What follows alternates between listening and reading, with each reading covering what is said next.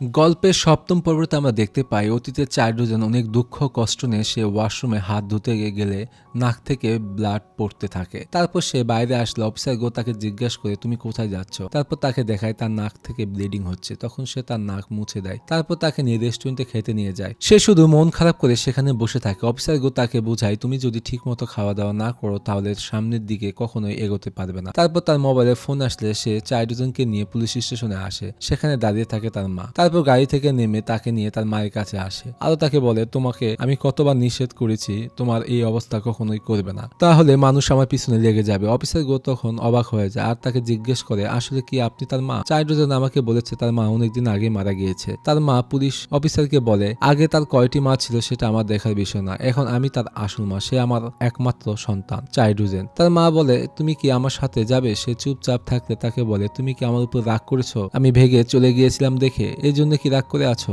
এখনো তার মা তার কাছে ক্ষমা চায় তাকে ফেলে রেখে যাওয়ার জন্য। তুমি সত্যি একটা ভালো সন্তান আমার, তাই তুমি আমাকে ক্ষমা করে দাও এবং তুমি আমার ও তোমার বোনের সাথে চলো, অনেক দূরে চলে যাবো আমরা, চলো এখান থেকে অনেক দূরে যেখানে আমাদেরকে কেউ খুঁজে পাবে না। চাইল্ডজন ইমোশনাল ভাবে বলে সোজিন সে ঠিক আছে তো। তার মা বলে সে মোটেও ঠিক নেই, সে তোমাকে নিয়ে অনেক কান্না করে, আমাকেও সে ক্ষমা করেনি এখন পর্যন্ত, সে শুধু তোমার জন্য কান্না করতে থাকে, থামানো অনেক কষ্ট হয়ে যায় আমার জন্য, একবার তোমার ছোট বোনের কথা ভাবো আর আমার সাথে তুমি চলো এখনই। তার মা এর কথা শুনে সে অনেক বেশি কান্না করতে থাকে। তুমি যদি আমাকে মা মনে না করো তাও কোনো প্রবলেম নেই, তারপর তুমি আমার সাথে চলো, বড় হয়ে গেলে তুমি তারপর তোমার নিজের ডিসিশন মতো চলে যেও। চাইল্ডজন তার মাকে বলে আমি কারোর সাথে যেতে পারবো না, এই জন্য আপনি এখনই চলে যান আর কখনো ফিরে আসবেন না। তার কথা শুনে তার মা অনেক বেশি অবাক হয়ে যায়। চাইল্ডজন তার মাকে বলে আমি এখন ঠিক আছে, আমি আমার ছোট বোনের কাছে একটা প্রমিস করেছিলাম, মনে হয় না সেটা আমি পূরণ করতে পারবো কখনো, তাই তাকে আপনি যেভাবে হোক বোঝানোর চেষ্টা করবেন। তার কথা শুনে তার মা অনেক বেশি কান্না করতে থাকে। চাইল্ডজন অফিসার গোকে বলে প্লিজ স্যার আমাকে এখান থেকে আপনি নিয়ে যান। তার কথা শুনে সেও কিছুটা অবাক হয়ে যায়। তারপর তাকে তার সাথে নিয়ে যেতে লাগলে তার মা তার কাছে দৌড়ে এসে জড়িয়ে ধরে বলে প্লিজ তুমি আমাকে রেখে যেও না, অনেক বেশি কান্না করতে থাকে তার জন্য। তার মা আরো বলে আজকে থেকে তোমার আসল মা আমি হয়ে দেখাবো, কখনো তোমার হাত ছেড়ে দিয়ে আমি যাব না, তোমার মা পুরো দুনিয়ার কাছ থেকে তোমাকে যেভাবে হোক বাঁচিয়ে নিবে, যা কিছুই হয়ে যাক না কেন তোমার কোনো ক্ষতি হতে আমি কখনোই দিব না। তার মায়ের কথাগুলো শুনে সে অনেক বেশি কান্না করতে থাকে। আই এম সরি আমার সবকিছু ভুলের জন্য, তুমি আমার সাথে চলো। তারপর সে কান্না করতে থাকে আর তাকে জড়িয়ে ধরে সে কান্না করতে থাকে। অফিসার গো তাদের মা ছেলের এসব দেখে সে অনেক বেশি ইমোশনাল হয়ে যায়। প্রেজেন্ট সময় আমরা দেখতে পাই রেস্টুরেন্ট থেকে কিছু কাস্টমার বের হয়ে যাচ্ছে আর চারজনকে বলে খাবার অনেক ভালো ছিল। তারপর সে রেস্টুরেন্টের ভিতর ঢুকে সবকিছু পরিষ্কার করতে থাকে। তখন তার পেটে ব্যথা হতে থাকে, পুরো সুস্থ হয়ে যায়নি। তারপর সে যাই ছবির দিকে সে তাকিয়ে থাকে। তারপর তার কাছে মা এসে বলে তোমার অনেক ব্যথা লেগেছে, তারপর তুমি কেন এখানে কাজ করতেছো, তোমাকে এখানে খাবার খাওয়ানোর জন্য আমি ডেকেছি, কাজ করার জন্য নয়। চাইল্ডজন তার মায়ের কাজে সহযোগিতা করতে চাইলে যে সেখানে চলে আসে অফিসার গো। মুভিতে হওয়া ডিটেকটিভদের মতো লুকে সে সেখানে এসে শো ডাউন করে, যেটি দেখে তারা দুজন অনেক বেশি অবাক হয়ে যায়। অফিসার গো তার মাকে বলে কেমন আছেন আপনি। তার মা রেগে তাকে বলে এত নটাঙ্কি কেন তুমি করতেছো, যখন চাইল্ডজনের সাথে এত কিছু হচ্ছিল তুমি তখন কোথায় ছিলে। চাইল্ডজন তার মাকে বলে আর তার কোনো দোষ নেই। অফিসার গো তখন বলে আমি আপনার ছেলেকে খুঁজতেই বাইরে গিয়েছিলাম। তার মা বলে আপনাকে আমি এত বকাবকি করি, আপনি কখনোই আমার কথায় রাগ করেন না। তারপর তাদের দুজনে বসতে বললে তিনি খাবার নিতে যায়। সেই সময় অফিসার গো তার মোবাইল থেকে সেই রক্তমাখা হাতুড়টির ছবি দেখায়, যেটি দেখা মাত্র চাইল্ডজন সে অনেক বেশি আশ্চর্য হয়ে যায় আর বলে আপনি কি বলতে চাচ্ছেন এই হাতুড়টি ডেলিভারি হয়েছে জাইর কাছে। তখন সে বলে হ্যাঁ। অফিসার গো বলে তার ম্যানেজার একটা কেস করতে যাচ্ছে এবং তিনি পার্সোনাল নিরাপত্তা চাচ্ছে পুলিশের কাছ থেকে। চিফ গো কেসটি অন্যজনের কাছে ট্রান্সফার করতে চাইলে তার মন খারাপ হয়ে যায়, তাই সে ভাবতে থাকে অতীতের সব ঘটনাগুলো আর তার বাবার কথাও সে ভাবতে থাকে। তখন সে চিফ গোকে বলে আমি এই কেসটি হ্যান্ডেল করব। তার কথা শুনে তখন বলে এটা কখনোই সম্ভব না। চাইল্ডজন তাকে বলে এই রক্তমাখা হাতুড়টি ও তার গিফট কার্ড জাইকে পাঠানো হয়েছে সম্পূর্ণ 12 বছর আগে কেস রিলেটেড, এটা আমি বিশ্বাস করি, এই জন্য আমি এই কেসটি আমার প্রয়োজন। চিফ গো তাকে বলে হতে পারে অন্য কেউ হয়তোবা পাঠিয়েছে তাকে ভয় দেখানোর জন্য। তারপর সে কেসটি নিতে চাইলে চিফ গো রেগে তাকে বলে এটা কখনোই না, যে ব্যক্তি তোমাকে মারার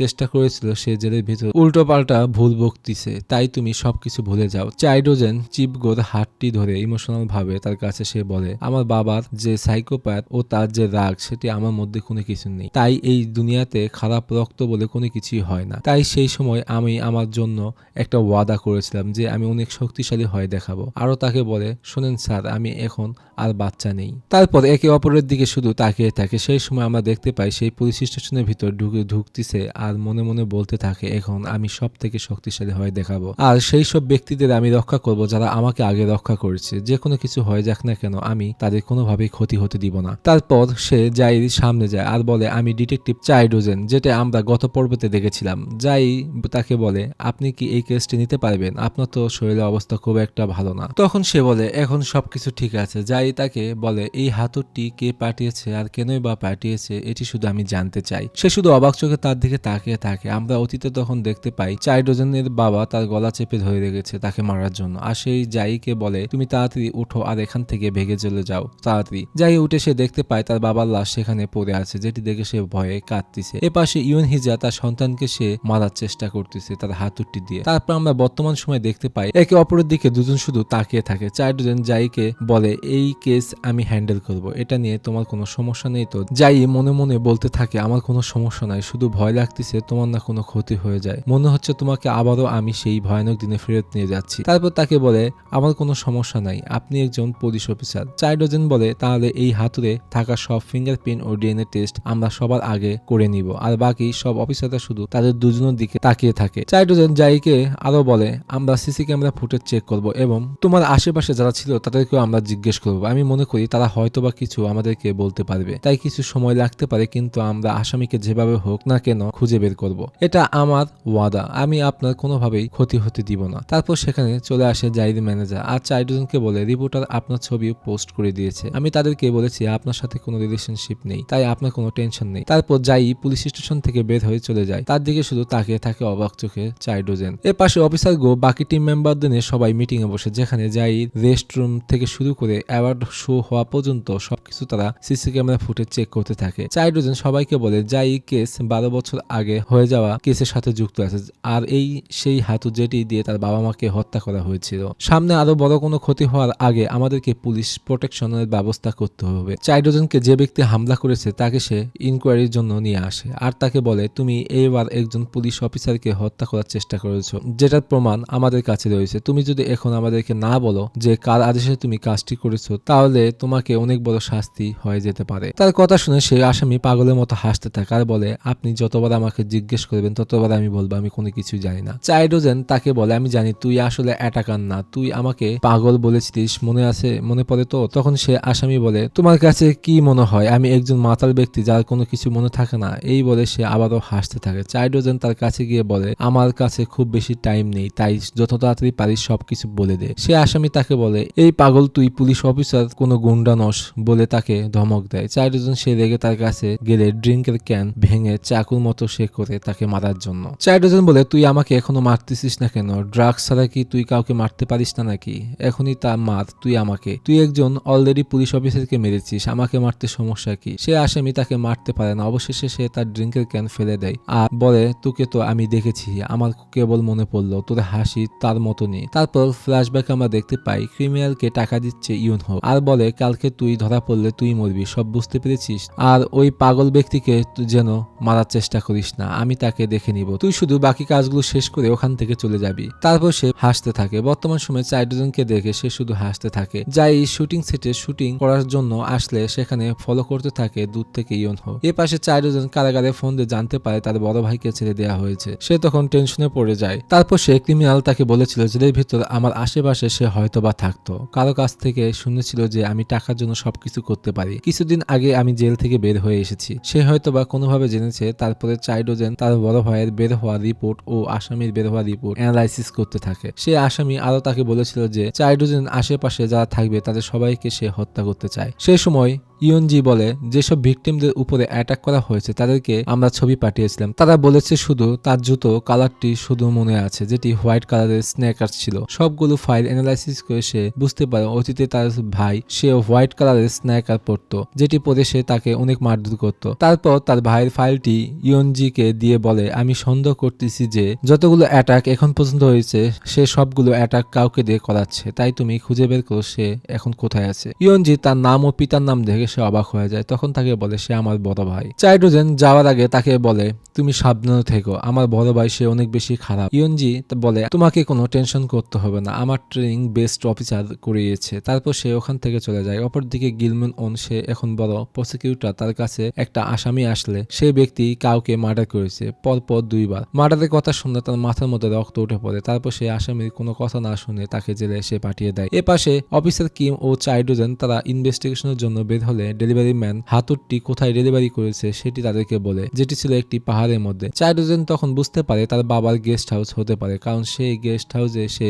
মহিলাদেরকে ধরে নিয়ে এসে মার্ডার করত। এপাশে রিপোর্টার পার্কি ইয়নহিজাকে বলে অফিসার চাইডোজেন 12 বছর ধরে আপনার সাথে দেখা করতে আসেনি, আমি তো অনেকদিন পর তোমার সাথে দেখা করতে এসেছি, কিন্তু সে তো তোমার সন্তান, খারাপ লাগে না? ইয়নহিজা বলে তোমাকে দেখে লাগতেছে তুমি অনেক বদলে গিয়েছো। রিপোর্টার পার্কি আবারও তাকে প্রশ্ন করে তুমি আর তোমার ছোট ছেলে তোমরা দুইজন তোমাদের সম্পর্ক এত দূরে চলে গিয়েছো কিভাবে? মনে হয় তোমার বইয়ের মধ্যে যে চ্যাপ্টার 12 লেখা আছে যে ড্যাট নাইট ওইটার কারণে হয়েছে। আসলে সেই রাতের কথা বলতেছে যে রাতে জাইর বাবা মাকে সে হত্যা করেছিল। সেই সময় আমরা কিছুই অতীত দেখতে পাই, সেই রাতে কি কি ঘটেছিল। রিপোর্টার আরো তাকে বলে ওই রাতে যা যা হয়েছে তার কারণে তোমার আর তোমার সন্তানের মধ্যে সম্পর্ক পুরো নষ্ট হয়ে গিয়েছে। ইয়নহিজা তাকে বলে অনেকদিন পরে এসেছো, দেখি কি তুমি আমার সাথে এই ধরনের কথা বলতেছো। রিপোর্টার পার্কি তাকে রাগানোর জন্য আবারও তাকে বলে যে তুমি কি সেই আর্টিকেল পড়েছো যেখানে চাইডোজেন যাই আবারও তারা একসাথে হয়েছে? এখন পর্যন্ত কেউ কোনো কিছু জানে না, কিন্তু আমি শুনেছি তাকে একটা গিফট বক্সে করে একটা হাতুড় পাঠানো হয়েছে।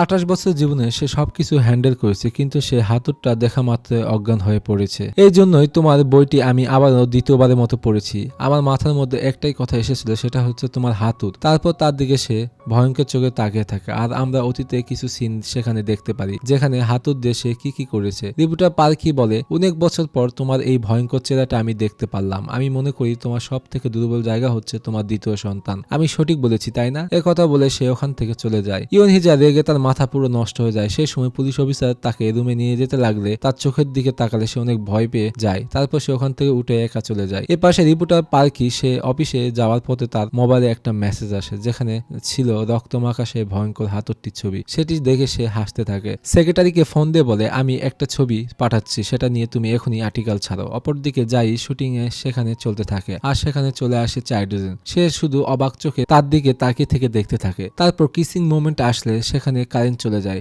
অন্ধকার দেখে যাই অনেক বেশি ভয় পেয়ে থাকে। চাইডোজেন তার দিকে তাকিয়ে থেকে সে বুঝতে পারে এখনো সে অন্ধকারে অনেক বেশি ভয় পায়। যাই অ্যাক্টর ইয়ংকে কারেন্ট আসলেও সে তাকে ছাড়ে না। তখন সে বলে সে অনেক ভালো অ্যাক্টিং করতেছে, এই জন্য ক্যারেক্টারের ভেতর ঢুকে গিয়েছে। আসলে তাদের উপর থেকে নজর সরানোর জন্য এই কথাটি সে বলে। তারপর তাকে ডাক দিলে সে তখন বলে আই এম সরি আপনাকে কিভাবে জড়িয়ে ধরার জন্য। সেখানে থাকা অন্য স্টাফরা তখন বলতে থাকে যে রিপোর্টার পার্কি সে তার শোতে বলেছিল যে অন্ধকার দেখলে সে অনেক বেশি ভয় পেয়ে যায়, আর হরর মুভি সে কখনোই করতে পারবে না। মনে হয় সে অনেক বেশি অসুস্থ। তাদের কথা চাইডোজেন সবকিছু সে শুনতেছিল। তারপর ম্যানেজার সেখানে আসলে আশেপাশে সবাই নিউজে জানতে পারে যে যাই সেই রক্তমাখা হাতুড়টি তাকে পাঠানো হয়েছিল। শুটিং সেটে থাকা সবাই এটি দেখে অনেক বেশি অবাক হয়ে যায়। চাইডোজেন যাই তারা শুধু একে অপরের দিকে তাকিয়ে থেকে দেখতে থাকে। তারপর রেস্টরুমে আসলে যাই তাকে বলে এই হাতুড়টি কি সেই পাহাড় থেকে এসেছে কিনা। তখন সে বলে হ্যাঁ, যেটি শোনার পর সে অনেক বেশি ভয় পেয়ে যায়। সেই সময় স্টাফ এসে তাকে বলে যে আজকের জন্য শুটিং বন্ধ করা হয়েছে, বাইরে রিপোর্টাররা অনেক হইচই করতেছে, তাই আপনি এখন যেতে পারবেন। সবাই বাইরে চলে গেলে চাইডোজেন তার বড় ভাইয়ের ছবিটি সে দেখায়।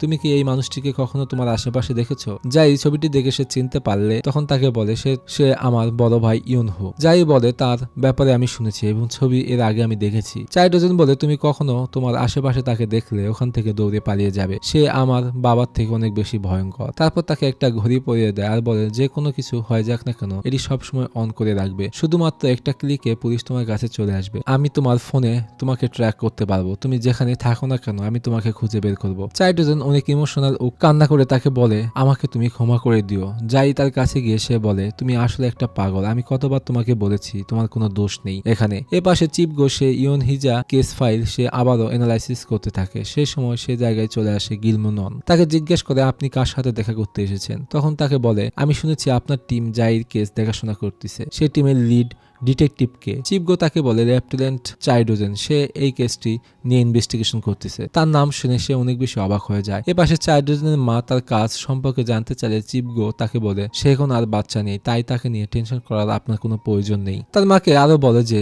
আমি আপনার ছেলেকে সবসময় প্রোটেক্ট করব। তাদের কথা বলা দেখে ফেলে ইয়নহো, যেটি দেখে তার অনেক বেশি মাথা গরম হয়ে যায়। তারপর সে দেখতে পায় তার ছোট বোন সেখানে আসতেছে। তারপর রেস্টুরেন্ট ঢুকে বলে মা আমি এখন চলে এসেছি। অফিসার গো তাকে জিজ্ঞেস করে তোমার কাজ কেমন চলতেছে। তখন সে বলে আমি সেখানে জয়েন করেছি এবং কাজ শিখতেছি। তারপর তারা খেতে বসলে সোজিন অফিসার গোকে প্রশ্ন করে কিছু কি হয়েছে আমার ভাইয়ের সাথে, আবারও কোনো কিছু হয়ে যায়নি তো?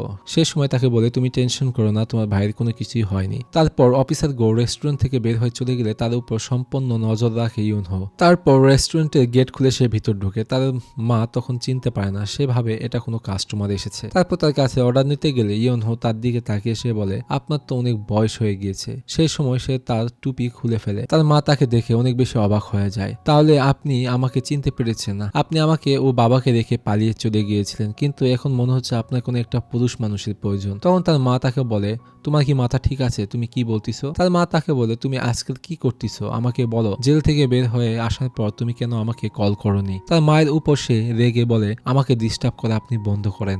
বলে সে সেখানে থাকা সব চামচ ফেলে দেয়। শব্দ শুনতে পেয়ে সেখানে চলে আসে সোজিন আর বলে কি হয়েছে এখানে। তার মায়ের সামনে গিয়ে বলে তুমি যদি আমার মাকে কিছু করো তাহলে আমি পুলিশে ফোন দিব। তারপর সে চিনতে পারে তার বড় ভাই সে। সেই সময় ইউনহো বলে অনেক বড় হয়ে গিয়েছে সোজিন। তারপর তার মাকে বলে বাবা আপনাকে অনেক বেশি ভালোবাসে আর প্রিয় পরীর জন্য সে পাঠিয়েছে ভালোবাসা, আর চাইল্ডজনের জন্য আমার কাছে কোনো মেসেজ নেই, আমি তো শুধু তাকে মারতে এসেছি বলে সে হাসতে থাকে। তার মা ও বোন অনেক বেশি অবাক হয়ে যায় তার কথা শুনে। অপরদিকে ক্রাইম সিনে সিসি ক্যামেরায় ফুটেজ এগুলো সবকিছু চেক করতেছে চাইল্ডজেন। আশেপাশে সকল দিকে সে ইনভেস্টিগেশন করতে থাকে। তারপর সেখানে থাকা প্রাইভেট কারে ড্যাশ ক্যামেরায় ফুটেজ সবগুলো সে কালেক্ট করে আর ইয়নজিকে কল দিয়ে বলে ডিএনএ টেস্ট রিপোর্ট এসেছে কিনা। তখন সে বলে হাতুড়ির মধ্যে যে ফিঙ্গারপ্রিন্ট পাওয়া গিয়েছে সেটা একটা মানুষের ডিএনএ, সম্পূর্ণভাবে ম্যাচ করেছে ভিকটিমের উপর, যাকে কয়েকদিন আগে হাতুড় দিয়ে অনেক বেশি আঘাত করা হয়েছিল। যাইকে যে ব্যক্তি হাতুড়টি পাঠিয়েছে সেই ব্যক্তিকে মূল ক্রিমিনাল ইউজ করতে পারে, না হলে এমন হতে পারে সেই ব্যক্তি আসল ক্রিমিনাল হতে পারে। তার কথা শুনে সে অনেক বেশি অবাক হয়ে যায় আর ফোন কেটে দিলে সে গাড়িতে বসে রাগে পুরো চিৎকার দিয়ে আওয়াজ করতে থাকে। সেই সময় তার বাবার কথা মনে পড়ে তার মাইন্ডে। তার বাবা বলতে থাকে তোমার কাছে কি মনে হয় তুমি কি আজও শক্তিশালী হয়ে উঠেছ? এ পাশে যাই একা বাসার ভিতর থাকলে তার ম্যানেজার তাকে ফোন দিয়ে সান্ত্বনা দেয় আর বলে তুমি কোনো ভয় পেও না বা টেনশনও করো না, এখন তোমার পাশে সবাই আছে। তার কথা শুনে সে অনেক বেশি খুশি হয়ে যায়। সেই সময় তার মোবাইলে একটা মেসেজ আসে যেখানে লেখা ছিল ডাইরেক্টর তাকে বলতেছে যে স্ক্রিপ্ট নিয়ে তোমার সাথে আমার কিছু কথা আছে, আমরা সবাই শুটিং সেটে আছি, তাই তুমি এখানে চলে আসো। তারপর সে বাসা থেকে বের হয়ে যায় শুটিং সেটে যাওয়ার উদ্দেশ্যে। সেখানে গিয়ে দেখতে পায় আশেপাশে কেউ নেই, শুধু গেটটি খোলা আছে। তারপর সে ভিতরে ঢুকে আর ডাইরেক্টর স্যার বলে ডাক দেয়, কিন্তু সেখানে পুরো ফাঁকা থাকে। তারপর তার মোবাইল বের করে কল দিতে যখন যাবে সেই সময় সেখানে লাইট পুরো বন্ধ হয়ে যায় আর সে অনেক ভয় পেয়ে যায়। তখন তার মোবাইলে ফ্ল্যাশ লাইট জ্বালিয়ে গেট খুলতে গেলে গেটটি তখন বন্ধ থাকে। কোনোভাবেই সে গেটটি খুলতে পারতেছিল না। তারপর সে দেখতে পায় সেটের ভিতর লাইটের আলো জ্বলতেছে। সেখানে সে দৌড়ে গেলে দেখতে পায় সেখানে ক্রিসমাস ট্রির মধ্যে আবারও একটা লেটার লেখা আছে। সেই সময় সে দেখতে পায় লেটারের মধ্যে মানুষের মরে যাওয়ার পরে ডেড বডি গুলো যেভাবে রাখা হয় সেইগুলো ডিজাইন করা আছে, যেটি দেখে সে অনেক বেশি ভয় পেয়ে যায়। সেই সময় মিউজিক বাজতে থাকে আর সে